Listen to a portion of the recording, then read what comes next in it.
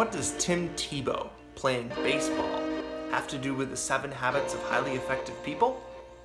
You'll have to keep watching the video to find out.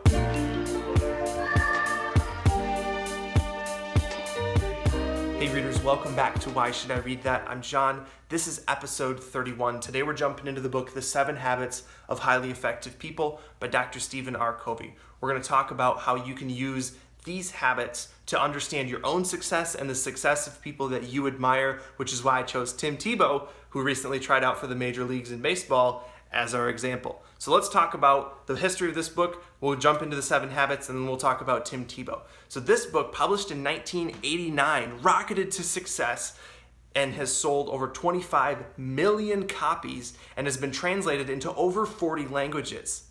Brian Tracy, the author of Eat That Frog, one of the books that we reviewed several weeks ago on this same show, calls Stephen R. Covey an American Socrates because his work, The 7 Habits, has become such a foundational point of reference for all of the other personal development literature written in the past 25 years. We have the 7 Habits of Highly Effective Ministry, the 7 Habits of Highly Effective Families, the 7 Habits of Highly Effective Teams. All these works reference right back to this, but also the idea that you can use habits to predict the success or failure of your life is something that has been widely written about. One of my favorite books, The Slight Edge, talks about that concept in depth. And this book gives you an overview, it gives you obviously the 7 of them. So let's talk about those 7 now that we have a little bit of background. So what are those 7? First of all, you need to be proactive.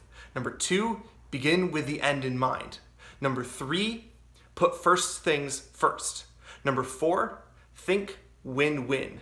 Number 5, seek first to understand, then to be understood.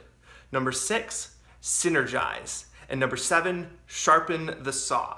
I'm going to put a great summary down in the description, so go check out the link below. I'm not going to get into the topics. It would take way too long. Each of them has several books written about them. You can dive so much into depth into many of these topics yourself if you're interested. So what about Tim Tebow? Now that we know of these 7 habits, which one is he demonstrating as he tries out for baseball? So that's the point of this video. I want you to know that you can take this book, you can use these 7 habits and understand success in a way that allows you to understand what's going on in the world. Why is Tim Tebow continually pushing for more?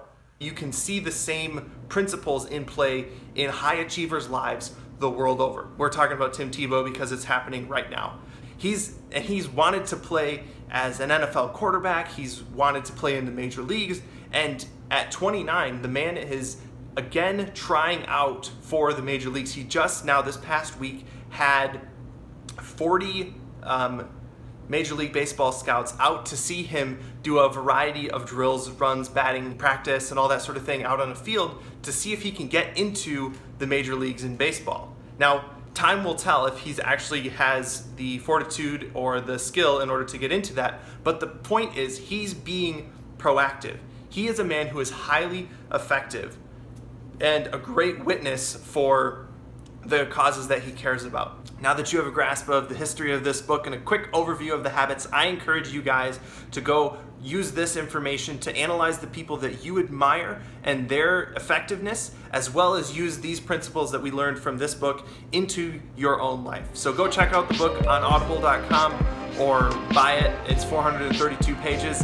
I will see you next week for episode 32. Subscribe on YouTube if you're watching on YouTube. Like the page on Facebook if you're watching on Facebook. I will see you next week for episode 32.